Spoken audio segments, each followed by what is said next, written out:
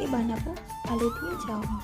স্কুলে যেরকমভাবে মা বানিয়ে দিত ঠিক সেরকমভাবে বানাবো। প্যানে দিয়ে দিলাম জল, জল গরম হয়ে গেলে দেবো সাদা তেল। এবার দিয়ে দিলাম চাউমিনগুলো সেদ্ধ হয়ে গেলে ঝুড়িতে নামিয়ে নিলাম। এবার প্যানের মধ্যে দিয়ে দিলাম সাদা তেল। সাদা তেল গরম হয়ে গেলে পেঁয়াজ আর কাঁচা লঙ্কা দিয়ে একটু লাল লাল করে ভেজে নেব। ভাজা হয়ে গেলে কেটে রাখা আলু এবার দিয়ে দিলাম, আর দিলাম পরিমাণ মতো লবণ আর অল্প একটু হলুদ গুঁড়ো। এবার এটা ভেজে নেব। তো ভাজা হয়ে গেলে পাশে দুটো ডিম ঝুড়ি ঝুড়ি করে ভেজে নেব।